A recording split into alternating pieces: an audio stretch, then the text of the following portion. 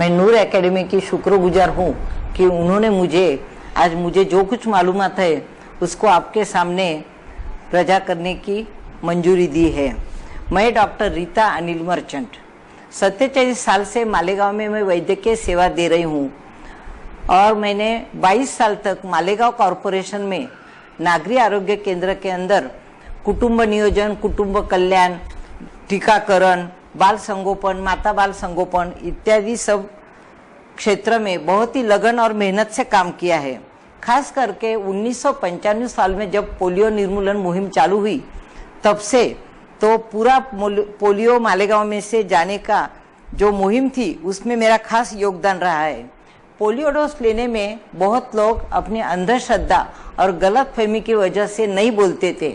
ऐसे लोगों को समझाने का, उनको उसका महत्व समझा के उन्हें राजी करने का असंभव काम हमने सब एरिया में किया है। Inner wheel club of Malegaon की ओर से एक कड़ी उमलताना जो उपक्रम चालू है उसमें मैं और डॉक्टर अलका भावसर हम दोनों यहाँ पर बदलते उम्र में होने वाले शारीरिक और मानसिक बदल, युवा युवती में जो मैत्री होती है उसके फायदे क्या है, गैर फायदे क्या है और उसकी मर्यादा क्या होनी चाहिए, उसी तरह से गर्भावस्था से लेके तो बुढ़ापे तक तन और मन तंदुरुस्त रहने के लिए क्या करना चाहिए इत्यादि शास्त्रीय आधार पर मालूमात देने सभी स्कूल, महिला मंडल, सोसाइटी में लगभग आज तक 400 से ज़्यादा लेक्चर हुए हैं। हमें बाहर गांव भी सब लोग बहुत बुलाते। उसी तरह से मैं चोपड़ा, जलगांव, नारायणगांव और मनमाड़ ऐसे बाहर गांव, सटाना, नामपुर सब जगह भी जाके आए और आज मुझे खुशी है कि मैं आपके सामने ये सब मालूमात देने के लिए, जैसे भैया ने बोला उम से टुम तक, तो वहाँ मैं आपको सब बताती हूँ। आदमी हो या औरत, सबको शादी के बाद माता पिता बनने की तमन्ना होती है और तभी गर्भावस्था में ये बालक तंदुरुस्त निरोगी कैसे रहे, माता के सेहत का हर महीने कैसा ख्याल रखे, उसका आहार विहार और औषधि, ये त्रिसूत्री का क्या महत्व है इसकी मालूमात हम लेंगे। लेकिन शादी आने कोई ऐसे खेल नहीं है कि चलो दूल्हा दुल्हन ने शादी कर लिए, घर पर आ गए, घर बसा दिया। उसके लिए शादी के पहले खाली तुम्हारा रूप देखना है या संपत्ति देखना है, खानदान देखना, ऐसी बात नहीं है। लेकिन मेडिकल साइंस की ओर से पहले दोनों की खून की जांच करवाना बहुत जरूरी है। जैसे कि HIV ब्लड ग्रुप है और कोई बीमारी है, समझो किसी को खानदानी बीमारी है, जैसे कि डायबिटीज है, ब्लड प्रेशर है, कैंसर है, तो ये सब तपास पहले करवाना बहुत जरूरी है। उसकी वजह से आगे के बहुत सारी कठिनाइयाँ जो है वो पहले हल हो जाती है। उदाहरण के तौर पर यदि HIV पॉजिटिव लड़का या लड़की कोई है तो जब उसे गर्भ रहता है तो वो गर्भ भी HIV पॉजिटिव हो सकता है और बहुत सारी कठिनाइयाँ आ सकती। ब्लड ग्रुप के बारे में भी RH पॉजिटिव और RH निगेटिव, समझो माँ RH निगेटिव है और पिता यानी बच्चे का जो पिताजी है वो RH पॉजिटिव है, तो जब बच्चे का खून यदि RH पॉजिटिव हो गया तो फिर माता का RH निगेटिव और बच्चे का RH पॉजिटिव, उससे बहुत सारा ब्लीडिंग हो सकता है, गर्भपात हो सकता है। लेकिन डरने की कोई बात नहीं है।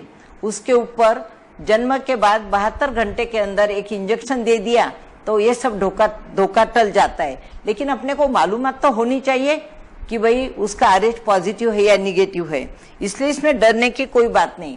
HIV के लिए भी समझो HIV पॉजिटिव बच्चा है तो पहले ये भी आजकल इतना विज्ञान आगे गया है कि गर्भ के अंदर ही अपन ब्लड टेस्ट करवा सकते हैं, सब बातें हो सकती है, इसलिए डरने की कोई जरूरत नहीं है।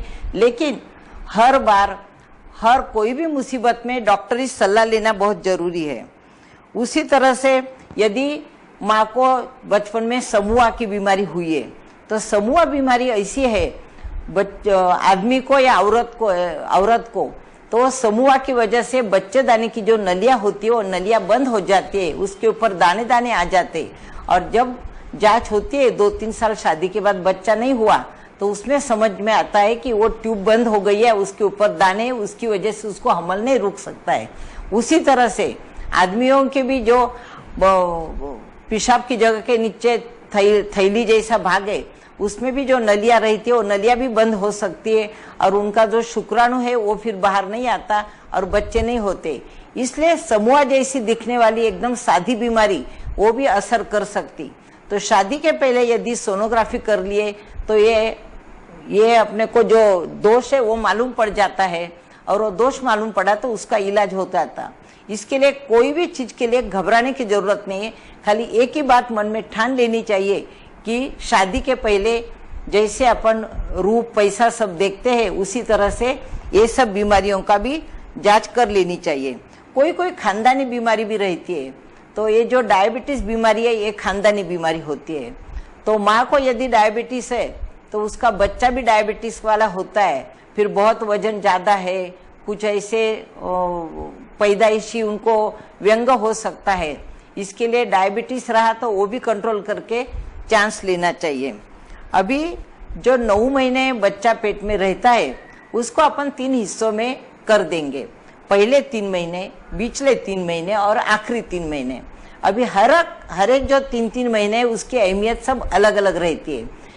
जैसे उदाहरण के तौर पर पहले 3 महीने जो है उसमें 1.5 महीने तक तो समझता ही नहीं है, लेकिन जब समझ जाता है तो तब औरत को उल्टियाँ चालू होना, पेट में दर्द होना, ये सब तकलीफ चालू हो जाती है। क्योंकि जो बच्चेदानी है, बच्चेदानी के ऊपर पूरे 52 फुट का अतड़ा रहता है और जैसे जैसे बच्चा बढ़ता है तो वहां पर का जो ब्लड सप्लाई बढ़ता है तो अतड़े का भी ब्लड सप्लाई बढ़ता है। शादी के ये सब जांच के बारे में तो मैं बोली, लेकिन शादी के बारे में उम्र का बहुत ही ख्याल रखना चाहिए। बच्चेदानी जो रहती है 18 साल के पहले उसमें बच्चा सहन करने की या बच्चे को बड़ा करने की ताकत नहीं रहती। इसलिए शादी कभी भी 18 साल की उम्र के पहले औरत के लिए और 21 साल के पहले आदमी की शादी कभी भी होनी नहीं चाहिए। कायदे से भी ये बात बता दिए है गवर्नमेंट ने भी, लेकिन विज्ञान के हिसाब से भी ये बात बहुत ही जरूरी है। अभी जब हमल रुकता है तो 9 महीने तक बच्चा माँ के पेट में रहता है।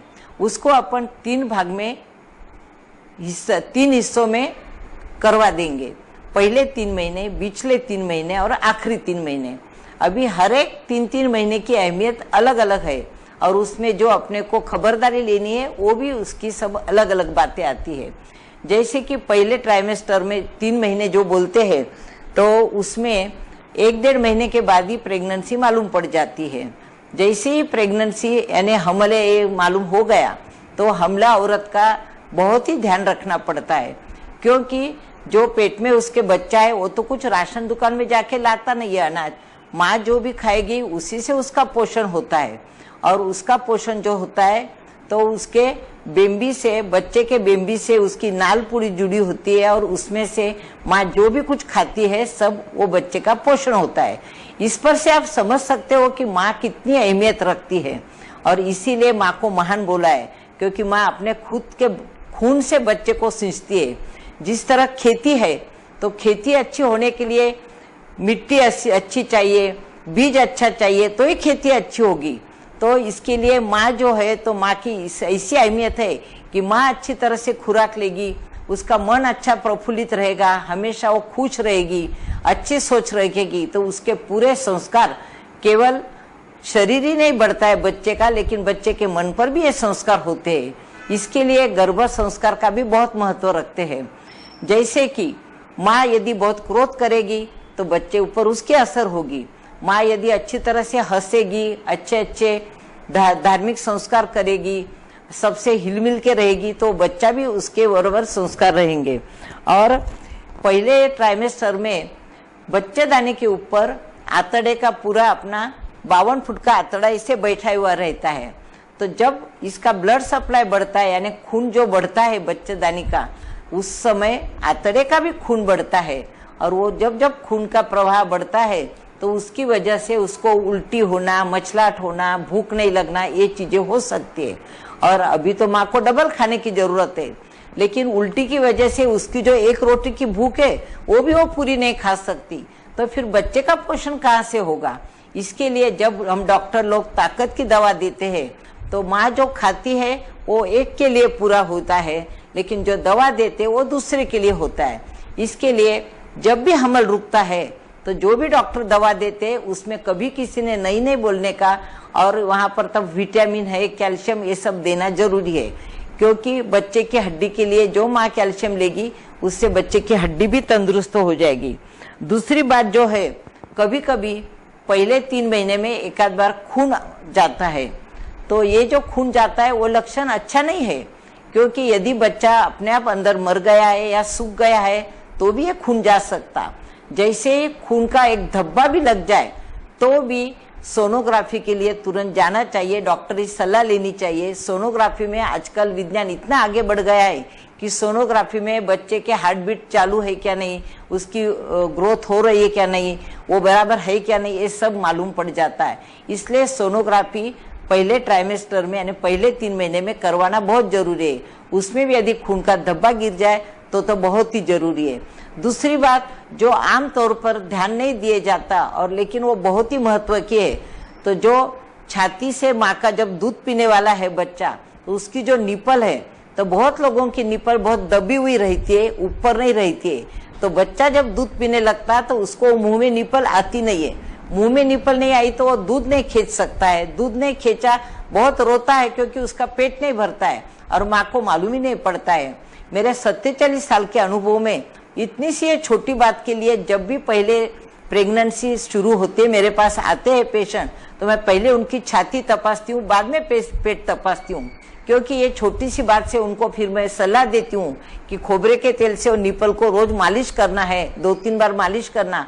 धीरे धीरे वो निपल फिर उठती है और जब बच्चा जन्म लेता है तो उसके मुंह में बराबर वो निपल गई तो उसको फीड बराबर मिलता है। दूसरी बात, जब ये निपल बहुत दबी हुई रहती है, बच्चे को तो तकलीफ होती है, लेकिन बच्चा दूध नहीं पीता तो माँ का जो छाती है वो पूरी दूध से भर जाती है, उसमें गठान आ जाती है और उसको वहां से उसको बुखार आ सकता है, उसको बहुत दर्द भी हो सकता है। यानी ये बहुत ही छोटी बात है, ये छोटी बात की तरफ भी ध्यान देना बहुत जरूरी है। दूसरी बात, पहले 3 महीने में बने तब तक ट्रैवलिंग नहीं, प्रवास नहीं करना है। उसमें भी जो रास्ते अपने को मालूम है भारत में रास्ते कैसे है, सब कितने खड्डे गाड़े रहते हैं, उसमें जर्क बैठते हुए गर्भपात हो सकता है। इसलिए ट्रैवलिंग बने तब तक नहीं करना है। रिक्शा से तो जरा भी नहीं करना है, ट्रेन हो तो कुछ बार चल सकता है। दूसरी बात जो है, वजन ज्यादा उठाना नहीं है। वजन यानी ऐसा जब हम बोलते हैं तो तुरंत औरतें क्या करती है, घर में सास रहती है, ननद रहती है, अरे मुझे तो नहीं बोला, आराम करने का बोला है, लेकिन ऐसी बात नहीं। वजन यानी 4-5 किलो का वजन नहीं उठाना है, लेकिन रोज के तुम्हारी रसोई का काम है, झाड़ू पोता लगाना, ये काम आप कर सकते हो। 4-5 किलो से ऊपर ज्यादा वजन नहीं उठाना है। दूसरी सबसे जरूरी बात है तो शरीर संबंध पहले 3 महीने में नहीं रखना है। ये बात भी एकदम ध्यान रखना, क्योंकि गर्भ जो रहता है वो एकदम नरम मऊ जैसा, मक्खन जैसा रहता है, तो शायद शरीर संबंध की वजह से गर्भपात हो सकता है। ऐसे करते करते पहली बात तो रजिस्ट्रेशन पहले 3 महीने में जैसे ही अपने को प्रेगनेंसी का मालूम पड़ जाए, या तो सरकारी दवाखाने में या तो प्राइवेट दवाखाने में अपना नाम लिखवाना बहुत जरूरी है।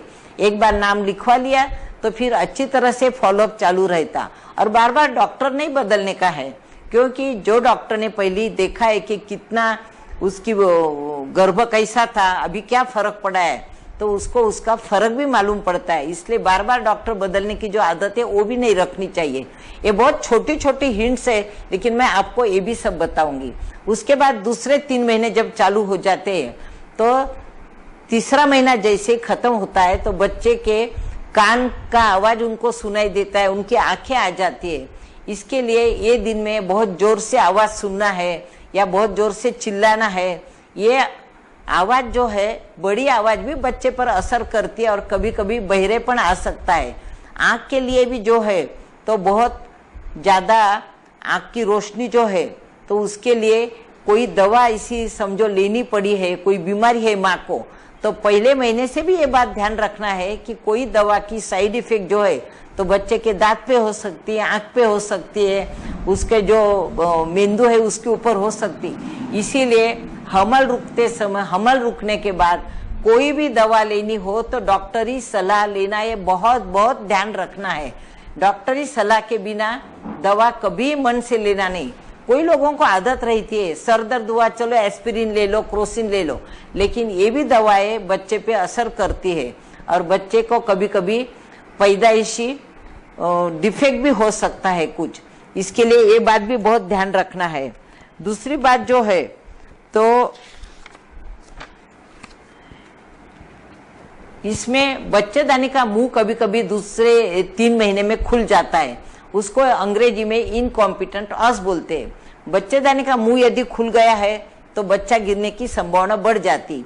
इसके लिए जब ऐसे ध्यान में आ जाता है सोनोग्राफी में, तो बच्चेदानी के मुंह पे टाका ले लेते हम लोग, और वो टाका जो है वो आखिरी तक रखता है। जब दर्द चालू होता है तो वो टाका निकालते हैं, तो इसको सर्वाइकल टाइटनिंग बोलते हैं। तो ये बच्चेदानी का मुंह खुलना ये भी बहुत आम बात हो गई है, और इसकी वजह जो है तो लगभग पहले प्रेगनेंसी में तो नहीं होता है, लेकिन यदि 3-4 बच्चे हो गए तो बच्चेदानी का मुंह बड़ा होने की भी एक काम हो जाता है। अभी इसमें जो है तो ये दूसरे 3 महीने जब आते हैं तो योगा करना है, कुछ अपने पेट के लिए कुछ वर्जिश करना जरूरी है। ये वर्जिश इसलिए जरूरी है कि जब दर्द सहन करना पड़ता है, नीचे जोर लगाना पड़ता है, तो जो तुम्हारे पेट के स्नायु है यानी जो घोष है या जो नीचे का साइड के सब जो घोष है वो घोष एकदम मजबूत होना जरूरी है, नहीं तो फिर दर्द नहीं दे सके तो फिर सीजर करना पड़ता है। जितना हो सके उतना कुदरती जचकी के लिए अपन कोशिश करना है, उसके लिए वर्जिश करना बहुत जरूरी है। उसमें योगा के अमुक प्रकार जो होते हैं वो प्रेगनेंसी में कर सकते हैं, नहीं तो सिंपल एक्सरसाइज एकदम सीधी बात है, खाली सीधा जमीन पर लेट के एक पाँव धीरे से तुम ऊपर करो नीचे करो, दूसरा पाँव ऊपर करो नीचे करो, और फिर पेट का जो है तो घुटने खड़े करके घुटने छाती से लगाओ, एकदम सीधी सीधी वर्जिश है, उससे भी ये सब फायदा होता है। दूसरी बात जो है तो आयन लोह धातु यानी जो एनीमिया रहता है, खून की कमी हो जाती है, और कैल्शियम ये जो चालू करना है तो चौथे महीने से लोह की आयन की गोली चालू करे तो आखिरी दिन तक वो लेना ही है, और बीच बीच में से 2-2 महीने से हीमोग्लोबिन चेक करवाना है। कुछ लोग क्या करते हैं, अपने भारतीय संस्कृति में ऐसा है कि एक बार बच्चा वो बाई ने दे दिया तो बाई की कोई ख्याल नहीं रखता है, लेकिन उसके बाद भी 3 महीने तक बच्चा जब दूध पीता है, क्योंकि बच्चे को 3 महीने तक ऊपर का पानी भी नहीं देना है, उसको माँ के दूध पर ही वो बड़ा होता है। इतना इन्हें दूध की अहमियत है। तो माँ का दूध जो है वो तो अमृत ही है, तो माँ के दूध के लिए उसमें से बच्चे को कैल्शियम मिलता है। तो जचकी के बाद भी 3 महीने तक कैल्शियम लेना और आयरन लेना बहुत ही जरूरी है। ये बात लोग नहीं समझते हैं, और जचकी हो गई क्या वो बाई के तरफ कोई ध्यान नहीं देता, तो ये भी ध्यान रखना बहुत जरूरी है। दूसरी बात जो है तो सोनोग्राफी करते समय बच्चे के जो हृदय के ठोके पड़ते हैं वो बराबर है क्या नहीं, उसको कुछ पैदाइशी बीमारी है क्या, ये भी उसमें मालूम पड़ जाता। कुछ ऐसा रहा तो अभी विज्ञान इतना आगे बढ़ गया है कि बच्चेदानी के अंदर ही बच्चे पर सर्जरी करके सब करेक्शन हो सकता। यदि उसके हृदय में होल है उसकी भी सर्जरी हो सकती है, यदि और भी कोई तकलीफ है तो सब सर्जरी हो सकती। इसलिए विज्ञान तो आगे बढ़ा ही है और ट्रीटमेंट भी इतनी अच्छी तरह मिलती है, तो कोई भी बात से डरने की जरूरत नहीं है। अभी जब 7वां महीना लग जाता है तो 7वें महीने में जो बच्चा है वो पूरा उसकी पूरी ग्रोथ हो गई है, वो पूरा तैयार हो गया है, लेकिन उसको बाहर आने को अपने को नहीं देना है अभी भी। अभी और 2 महीना अपने को राह देखने की है। जब 9 महीने पूरे हो जाए तब जो बच्चा जन्म होता है तो उसकी पूरी जो बढ़ना है सब अवयव उसके पूरे अच्छी तरह से मजबूत होते हैं। तो 7वें महीने में इसको हम अंग्रेजी में वायबल बेबी बोलते हैं। वायबल बेबी यानी वो समझो जन्मा तो जिंदा रह सकता है, लेकिन फिर उसको बहुत संभालना पड़ता। इसके लिए माँ के पेट में जब 9 महीने पूरे हो जाए तो वो यदि हो बड़े उसके बाद जन्म हो तो बहुत ही अच्छी बात है। अभी इसमें 7वें महीने में धनुर्वात का इंजेक्शन लेना बहुत जरूरी है, क्योंकि ये जो धनुर्वात का इंजेक्शन देते हैं माता को, उसकी पूरी एंटीजेंस एंटीबॉडी जो है वो बच्चे पर भी असर करती है और उसका फायदा बच्चे को मिलता है। और उसका फायदा बच्चे को मिलता है तो बच्चा जब जन्मता है तो जन्मते समय यदि कुछ इन्फेक्शन हो जाए या कुछ सर्जरी हुई तो उसमें अपना स्टेरिलाइजेशन बराबर नहीं हो तो उसको धनुर्वात नहीं होता। यानी माँ को जो धनुर्वात का टीका देते हैं उसका फायदा बच्चे को भी होता है। इसी का असर बच्चे को 1.5 महीने तक रहता है। इसीलिए हमेशा जो ट्रिपल का इंजेक्शन या धनुर्वात का इंजेक्शन जो देते हैं वो 1.5 महीने तक बच्चे को देना नहीं पड़ता है, क्योंकि उसके पास माँ की वजह से वो सब पूरा रेजिस्टेंस पावर जिसको इम्यूनिटी बोलते हैं वो आ गई रहती है। अभी और एक दूसरी बात इसमें हो सकती है, माँ को पांव पर सूजन आना या माँ को झटके आना या उसके पेशाब में मवाज हो जाना, ये 3 चीजों को इधर से बंद करता, इधर से ले रखो, कौन है पूरे बंद कर दिया है ना, 2 मिनट। हाँ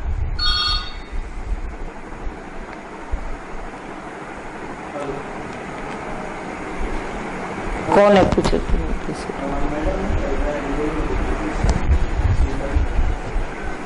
मेरी स्पीड ज्यादा नहीं है ना, बराबर है ना, मैं फास्ट नहीं बोल रही हूँ ना, बराबर है ना। नाम पूछ लो, बाद में करूंगी मैं ननंद का होगा शायद। हाँ रेंज कोई बात नहीं, आएंगे हमारे डॉक्टर भी आएंगे।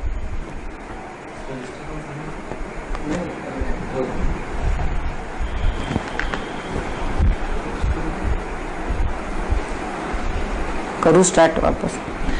तो ये 7वें महीने के बाद जो है तो बहुत सारी खतरे की घंटियां बजती है, जैसे कि पांव पे सूजन आना, पेशाब में मवाज हो जाना, झटके आना, ये जो सब लक्षण है, और ब्लड प्रेशर बढ़ना। इसको टॉक्सीमिया और प्रेगनेंसी बोलते हैं।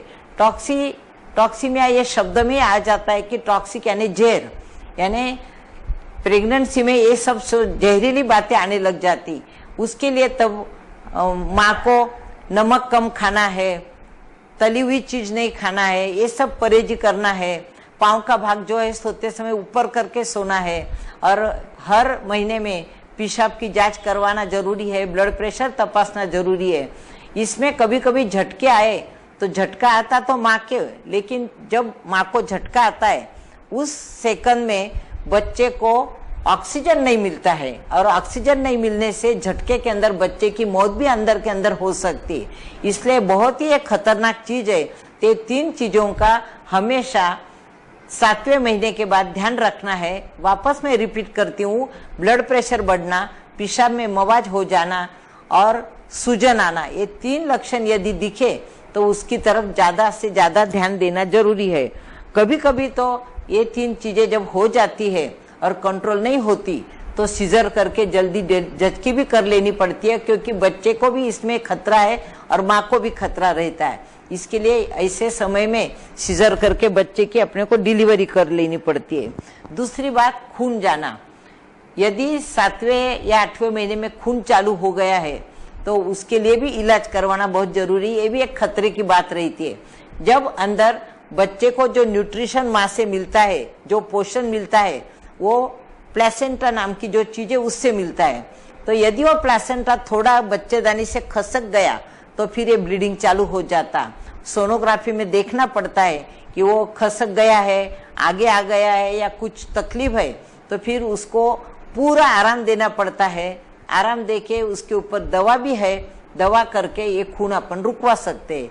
यदि खून नहीं रुके तो फिर इसमें भी डिलीवरी कर लेनी पड़ती है। दूसरी बात जो है कि गर्भाशय में कुछ दोष आ सकते हैं। वो दोष का जो कारण है, तो जो पुरुष है उसके जो शुक्राणु से उसका जन्म गर्भ रहता है, वो शुक्राणु में भी जन्मता दोष रहते हैं। तो उसके लिए भी फिर समझो 1-2 बार गर्भपात हो गया या 3 बार गर्भपात हो गया तो उसके लिए एक टॉर्च नाम की टेस्ट करते हैं। तो टॉर्च नाम की जो टेस्ट है, इसमें 4 प्रकार की बीमारियों की टेस्ट हो जाती है, जिसकी वजह से गर्भपात होना पॉसिबल है।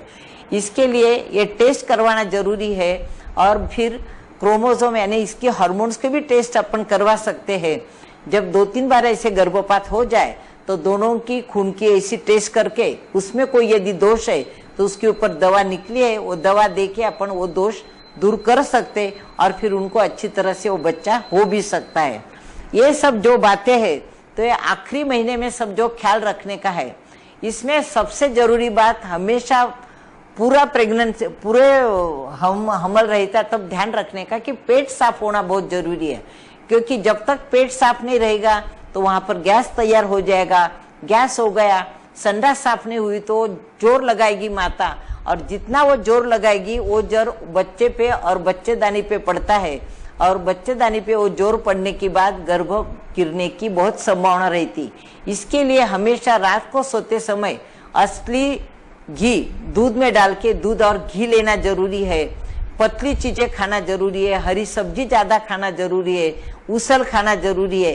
ये सब अच्छी तरह से खाएंगे तो संडास साफ आएगी। संडास साफ आया तो गैस नहीं होगा और दर्द जो होता है वो दर्द भी नहीं होगा और बच्चेदानी पे जोर नहीं आएगा। अभी कौन सा भी हमल का कौन सा भी समय रो, लेकिन खुराक में जो है वो खुराक तो सबके लिए सरीखा ही रहेगा। हर बार माँ ने रोज दूध पीना जरूरी है, अंडा या मटन है इसे प्रोटीन के लिए जरूरी है, उसल खाना जरूरी है, फिर सब जो रोटी वगैरह वो भी खाना जरूरी है, चावल खाना जरूरी है, यानी जो चौरस आहार बोलते वो।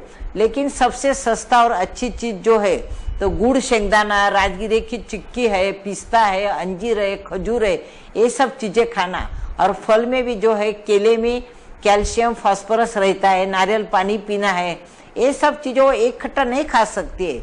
जब हमल रुकता है तो उसकी भूख भी थोड़ी कम हो जाती है, थोड़ा दर्द भी रहता है, लेकिन 2-2 घंटे से स्मॉल फ्रीक्वेंट फीड्स, इसको मेडिकल टर्म में बोलते हैं, तो कम से कम 2-2 घंटे से कुछ ना कुछ खाना चाहिए। इस तरह से वो खाएगी तो बच्चे का भी पोषण अच्छा होगा, उसको भी अच्छा रहेगा और हीमोग्लोबिन भी कम नहीं होगा, एनीमिया नहीं होगा और अच्छी तरह से सब चीजें उसकी चलती रहेगी। अभी जब जचकी का समय आ जाता है तो जचकी का समय आने के समय जो दर्द चालू होता है उसमें 2 किस्म के दर्द रहते हैं। एक बोलते हैं फॉल्स पेन, यानी जब गैस बहुत हो गया उसकी वजह से पेट में दर्द आया, वो डर जाते हैं, उसको लगता है डिलीवरी का दर्द है, तो तुरंत डॉक्टर के पास जाना चाहिए। डॉक्टर बोलेंगे कि भाई ये सही जचकी का दर्द है या झूठा दर्द है, तो उसके फिर वैसे इलाज कर देते हैं। लगभग तो इसमें 100 में से 90% ऐसा होता है कि गैस की वजह से दर्द रहता है, इसका जचकी का दर्द नहीं रहता है। जचकी का जो दर्द रहता है उसके लिए उनको ट्रेनिंग भी हम लोग देते हैं कि जचकी का जो दर्द रहता है वो कमर में से चालू होता और आगे पेट में आता, वो थोड़ी देर बंद हो जाता है, वापस चालू होता। और गैस का जो दर्द रहता है वो एक सरीखा चालू रहता। ये 2 दर्द में फर्क रहता है। इसलिए हम जब हमला औरत हमारे पास आती है तो हम उनको ट्रेनिंग देते हैं कि भाई तेरा कमर में से दर्द चालू होगा, पेट के तरफ आएगा, थोड़ी देर बहुत दर्द होगा, अपने आप रुक जाएगा, तो तुम ध्यान रखना है कि ऐसा दर्द जो है वो जचकी का दर्द रहता है। फिर तब पानी भी, पेशाब की जगह में से पानी भी चालू हो जाता है। ये सब जो लक्षण चालू हो जाते हैं तो तुरंत दवाखाने में जाना चाहिए। दूसरी एक बात में गौर करने की तरफ बोलूंगी, क्या जचकी कभी भी घर पर नहीं करना है, क्योंकि घर पर जो आया या दाई रहती है उसका ट्रेनिंग सब अच्छा रहता है। आजकल अभी दाई को भी ट्रेनिंग देते हैं, वो खराब है ऐसा मैं कभी नहीं बोलूंगी, दाई लोगों की माफी मांग के बोलूंगी, क्योंकि उन्होंने भी आज तक बहुत जचकियां किए हैं। लेकिन अभी क्या हो गया है कि माहौल इतना बदल गया है, सहन शक्ति कम हो गई है, दर्द भी बराबर नहीं दे सकते हैं। इसके लिए ये जो है तो दवाखाने में यदि जचकी की है तो सब दृष्टि से सेफ रहता है। दूसरी बात, जो मवाज होने की संभावना रहती है जिसको इन्फेक्शन बोलते हैं, तो दाई लोग जो ब्लेड वगैरह इस्तेमाल करते हैं वो कभी कभी बराबर नहीं रहते। नाल काटने के लिए जो कातर वापरते हैं, सीजर रहते हैं, वो भी बराबर नहीं रहते। ये सब धोखे जो है ते बहुत आजकल बढ़ गए हैं। इसके लिए बने तब तक जचकी जो है वो घर पर नहीं करने की और दवाखाने में ही करने की है। जब जचकी का दर्द चालू हो जाता है तो जचकी का दर्द देते समय उसके लिए जब हमल रहता है तभी हम लोग एक्सरसाइज का ट्रेनिंग देते हैं, गर्भ संस्कार का ट्रेनिंग देते हैं। उसमें जचकी कैसी होनी चाहिए, जचकी का दर्द कैसे सहन करना, क्या करना, ये सब बातें हम बताते। तो जब भी ये गर्भ संस्कार के शिविर होते हैं तो सब हमला औरत ने उसमें जरूर जाना चाहिए। उसकी अहमियत आप समझ लो, आज तक नहीं किया होगा किसी ने, तो आज जो भी लोग मेरी ये बात सुन रहे हैं तो वो लोग अपने घर में जब जचकी किसी की होंगी तब या तो होने वाली है तो ये सब बातें ख्याल रख के ऐसे जो शिविर रहते वो शिविर में जरूर जाना चाहिए। उसमें बहुत सारी विज्ञान के आधार पर, शास्त्रीय आधार पर सब मालूमात हम लोग देते हैं। वो मालूमात लेना बहुत ही जरूरी है। अभी जब जज की हो गई, बच्चे का जन्म हो गया, रखूं चालू, बच्चे का जन्म हो गया है तो बच्चा जन्मते ही पहली बात तो रोना चाहिए। ये तंदुरुस्त बच्चे का लक्षण है कि बच्चा जन्मते ही रोता है।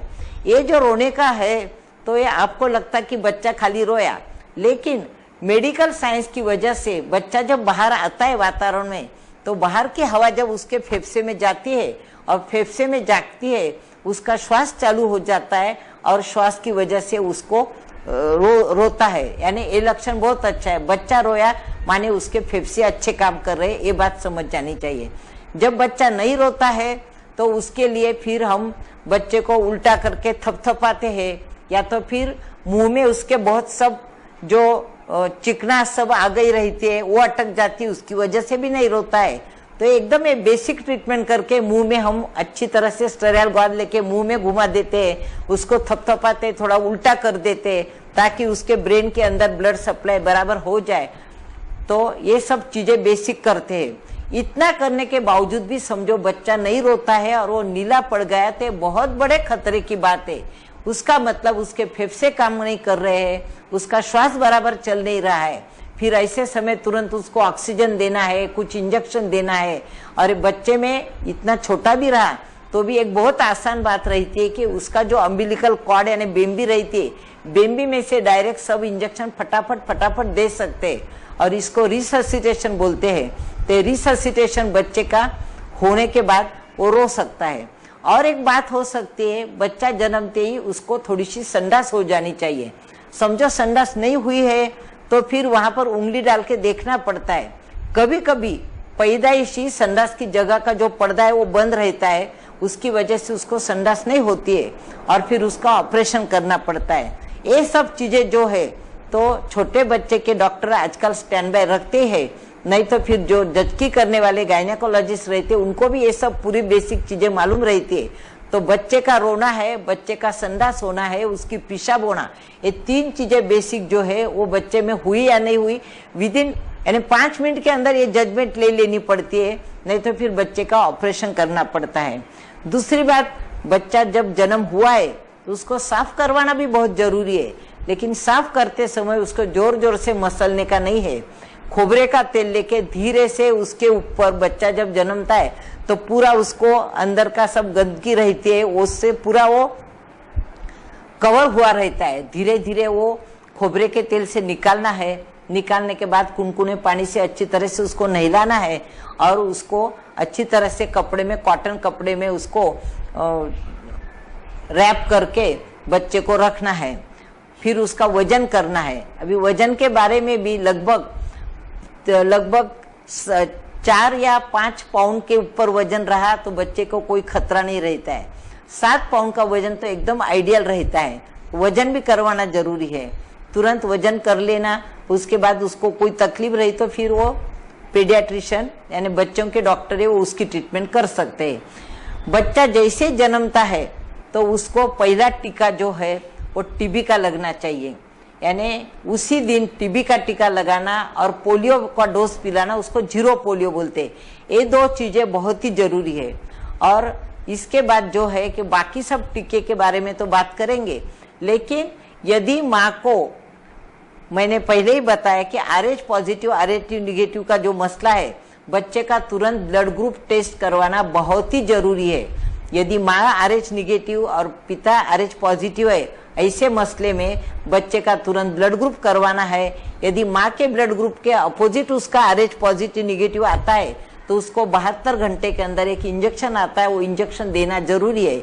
यदि वो इंजेक्शन नहीं दिया तो दोनों के खून का जो मिक्स हो जाता है, बच्चा तो माँ के खून पर ही पलता है, तो उसको हिमोलिसिस यानी उसकी जो पेशियां, रक्त पेशियां है वो सब फूट जाती है और फूटने के बाद उसको जॉन्डिस हो जाता है, या तो बहुत ब्लीडिंग अंदर चालू हो जाता, खून चालू हो जाता और बच्चे की मौत भी हो सकती। इसके लिए 72 घंटे के अंदर ये इंजेक्शन देना बहुत जरूरी है। दूसरी बात, यदि माँ को हेपेटाइटिस बी नाम की बीमारी है तो उसके लिए भी बच्चे का खून टेस्ट करवाना जरूरी है। हेपेटाइटिस बी नाम की जो बीमारी है, तो यदि माँ को है तो माँ को कुछ भी तकलीफ नहीं होती है सॉरी, लेकिन वो बीमारी यदि बच्चे में उतर जाए तो बच्चे को खतरा हो सकता है। इसके लिए ये जो सब चीजें है, ये सब चीजों का अपने को ध्यान रखना बहुत जरूरी है। बच्चा जन्मते ही उसको 3 या 4 घंटे के बाद माँ के छाती को लगा के उसको दूध पिलाना, स्तनपान चालू करना बहुत ही जरूरी है। स्तनपान माने अमृतपान रहता है, उसके जैसी कोई भी चीज बच्चे को बड़ा होने में और अच्छा होने में नहीं मिलती है दुनिया में। उसमें भी जो पहला दूध आता है वो गाढ़ा पीला दूध आता है, उसको कोलोस्ट्रम बोलते हैं। तो यहाँ एक गलतफहमी रहती है कि दूध यानी सफेद, सबके ऐसे अपने मालूम है कि दूध माने सफेद ही होना चाहिए। तो पीला दूध देख के कोई भाई क्या करते हैं कि उसको निकाल देते, फेंक देते, लेकिन ये तो पहला बच्चे का पहला टीकाकरण है। वो जो कोलोस्ट्रम का दूध रहता है उसमें प्रतिकार शक्ति, सब रोग के लिए प्रतिकार शक्ति रहती है, और वो कोलोस्ट्रम जो दूध है वो तो बच्चे को मिलना ही चाहिए, उसकी जिंदगी की पहली दवा है वो। और वो पीला दूध जितना उसको मिलेगा उतना उसकी प्रतिकार शक्ति बढ़ेगी। इसके लिए मेरी सबसे विनती है कि यदि आपके मन में ये गलतफहमी होगी कि जो पहला दूध पीला गाढ़ा आता है वो गंदा है, तो वो तो बहुत ही गलतफहमी बड़ी है, और ये आप अपने मन में से निकाल डालो। और पहले दूध, वो पीला दूध तो बच्चे को पिलाना ही चाहिए।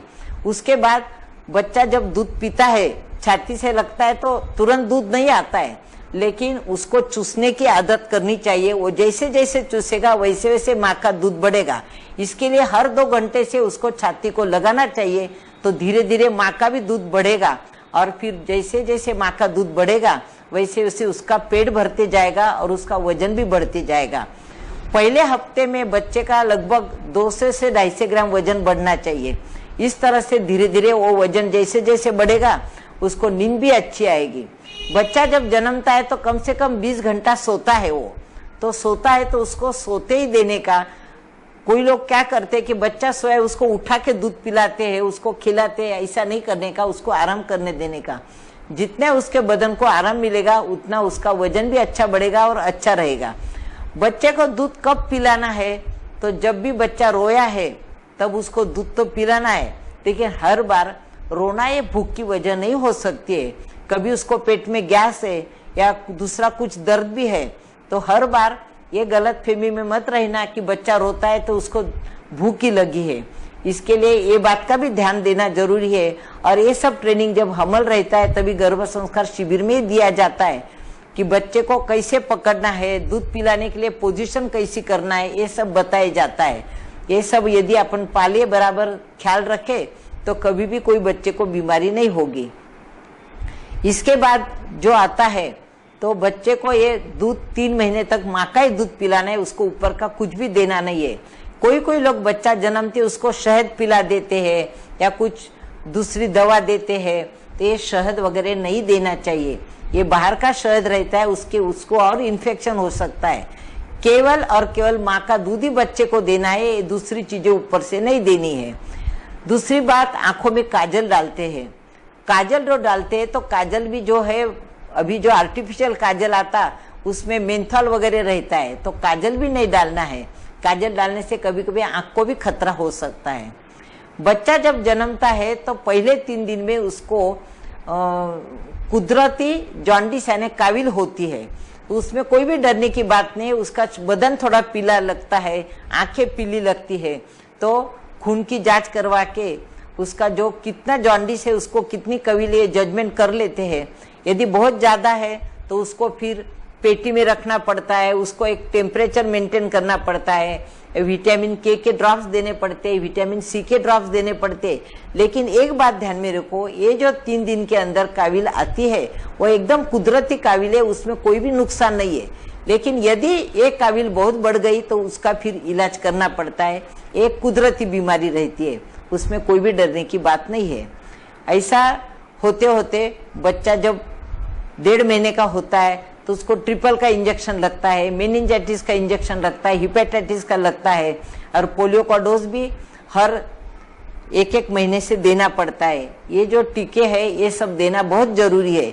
9वां महीना जब लग जाता है तब समूह का टीका लगता है, वो भी टीका लगवाना बहुत जरूरी है। और एक बात आप लोग सब ध्यान में रखो, सरकारी सब दवाखाने में बहुत अच्छे टीके मिलते हैं। कभी कभी गलतफहमी रहती है कि भाई सरकारी दवा अच्छी नहीं रहती, लेकिन मैंने तो सरकारी दवाखाने में 22 साल काम किया है, और जो कोल्ड चेन मेंटेनेंस यानी जो टीके की दवा रहती है उसको जो अच्छी तरह से रखनी चाहिए, जो टेम्परेचर में रखनी चाहिए, तो मैंने देखा है कि प्राइवेट से सरकारी दवाखाने में ही टीके ज्यादा अच्छी तरह से रखते हैं और अच्छी तरह से दिए जाते हैं। प्राइवेट में यानी मैं प्राइवेट पीडियाट्रिशियन से माफी मांग के बोलूंगी कि कभी कभी जो मल्टीडोज वायल रहती है तो उनके पास समझो 5 पेशेंट उस दिन नहीं है, 2 पेशेंट के दिया तो रख देते हैं और फिर वो वापस इस्तेमाल करते। लेकिन सरकारी दवाखाने की ओर से मैं गारंटी से बोल सकती हूँ कि थोड़ी भी दवा बची तो भी हम डिस्कार्ड कर देते हैं और दूसरे दिन कभी इस्तेमाल नहीं करते।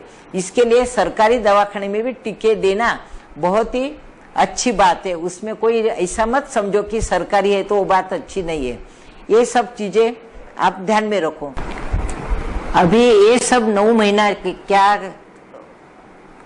क्या खबरदारी लेने की उसके बारे में बात हो गई, लेकिन बच्चे का जन्म जो होता है तो माँ के योनि मार्ग में से और सर आगे आके उसका जन्म होता है, ये हुआ है कुदरती। लेकिन कभी कभी क्या होता है कि बच्चेदानी के अंदर बच्चे का सर नीचे नहीं रहता है और पांव का भाग रहता है। वैसे समय में जचकी होने में दिक्कत आती है और फिर वहां पर चिमटे लगा के या तो जगह थोड़ी 2 बाजू फाड़ के जचकी करनी पड़ती है। ऐसे समय में कभी कभी यदि बच्चे का माथा जो है वो और जो नीचे की हड्डी है, माँ की हड्डी छोटी रहती है, तो बच्चे का सर बड़ा है तो फिर वो सर बाहर नहीं आ सकता। उसको अंग्रेजी में सीपीडी बोलते हैं, यानी सिफेलो पेल्विक डिसप्रोपोर्शन। इसका मतलब ऐसा है कि बच्चे का सर और माँ की जो बाहर योनि मार्ग की वहां की हड्डी है उसका प्रोपोर्शन बराबर नहीं है। ऐसे समय में पहले ही सोनोग्राफी में समझ जाता है और प्लान फिर सीजर करना पड़ता है। डॉक्टर उनको ऐसी आइडिया दे देते कि भाई आपका नीचे से नॉर्मल डिलीवरी होने वाली नहीं है। तो ऐसे समय सीजर के लिए जब डॉक्टर हाँ बोले तो तुरंत आपने भी सहयोग देना है, नहीं तो फिर बच्चे को भी खतरा हो सकता है और माँ को भी खतरा हो सकता है। दूसरी बात, जब दाई लोग जब घर पर डिलीवरी करते हैं तो कभी कभी बहुत देर उनको ट्रायल देते हैं, उसमें फिर बच्चे का श्वास कभी बंद हो जाता है, कभी सर जो है सर भी उनका मुड़ जाता है, दुमड़ जाता है, और फिर ये सब तकलीफ की वजह से बच्चे को खतरा हो सकता है। इसलिए ज्यादा ट्रायल देने की कोशिश न करें और बने तब तक जो है तो नॉर्मल डिलीवरी यानी कि नीचे से सर से डिलीवरी हो, वही बात देखना है। अभी जो पाँव से बच्चा रहता है तो बच्चेदानी के अंदर एक सरीखा घूमते, उसकी पोजीशन बदलती रहती। कभी कभी जो नौवा लगता पाँव से बच्चा दिखा है तो वो घूम के सर भी आ सकता है आगे। उसी तरह से सीजर जो है तो कभी कभी सीजर प्लान पहले से करना पड़ता है। यदि माँ की उम्र बहुत ज्यादा है 35 साल से ऊपर तो फिर हम रिस्क नहीं लेते और प्लान सीजर ही कर देते हैं। दूसरी बात, कभी कभी बच्चे के गले के अंदर जो ओर है वो नाल जो रहती है वो नाल पूरी फंसी हुई रहती है, वो पूरी उसमें गले के अंदर नाक कैसे रहता है वैसे फंसी हुई रहती है। वैसे समय भी नॉर्मल डिलीवरी हो नहीं सकती है।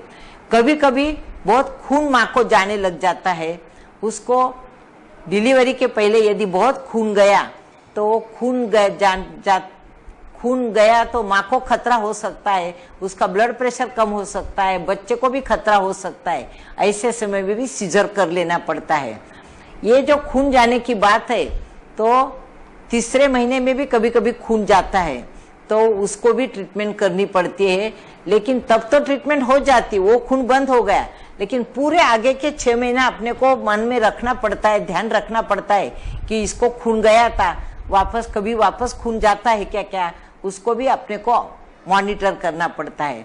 ये सब चीजें जो है तो नॉर्मल डिलीवरी, सीजर या तो फिर नॉर्मल डिलीवरी में भी कभी कभी चिमटा लगा के बच्चा खींचना पड़ता है, कभी कभी वैक्यूम के हिसाब से सर यदि आगे आ गया, आगे बच्चा नहीं सरकता है तो उसको वैक्यूम प्रेशर लगा के वैक्यूम की वजह से सर आगे खींचा जाता। ये सब बहुत अलग अलग तकनीकें हैं सब डिलीवरी करने की, तो वो तो सब डॉक्टर लोग ही डिसाइड करते हैं। लेकिन मेरी आप सबको विनती है कि जो भी डॉक्टर सलाह देंगे वो सलाह से आप मान लिया करो, अपनी बात मत आगे चलाओ, अपनी जिद मत करो। वो जिद की वजह से माँ को और बच्चे को खतरा हो सकता है। इतना ही मेरा कहने का मतलब है। दूसरी गलतफहमी रहती है कि पहला समझो सीजर हुआ है तो दूसरा भी सीजर ही करना पड़ेगा क्या, ऐसा पूछते। तो ऐसी जरूरत नहीं है। सीजर की जो वजह मैंने आपको पहले बताई उसमें एक और वजह ध्यान रखना है। यदि बच्चे को बच्चेदानी के अंदर संडास हो गई है तो हरा पानी बाहर आने लग जाता है। जो डिलीवरी के पहले पानी आता है वो सफेद रहता है। यदि हरा पानी आ जाए तो ये तो इतनी बड़ी खतरे की घंटी है कि हरा पानी आया, बच्चे को अंदर संडास हो गई है, वो संडास उसके मुंह में वो पानी गया है और बच्चे की सांस अभी बंद होने में है, तो उसके लिए तो एकदम इमरजेंसी सीजर करना पड़ता है। एक बात सबने ध्यान रखना है कि यदि डिलीवरी का दर्द जब चालू हुआ है और वो पानी हरा आया है तो बहुत ही बड़ी खतरे की बात है। और उसकी वजह से जो सीजर किया है तो उसके लिए जैसे मैंने बोला कि बच्चे का सर और माँ की हड्डी ये डिसप्रोपोर्शन, तो सीजर की जो वजह है वो वजह के कारण देख के अगली बार सीजर करना ही पड़ेगा, ऐसी जरूरत नहीं है। ये जो मैंने बताया कि अभी संडास हो गई है तो वो टेम्पररी वजह थी, उसका मतलब ऐसा नहीं कि अगली बार सीजर करना ही पड़ेगा। यानी जो सीजर की वजह है वो देख के अगला डिसीजन लेना पड़ता है।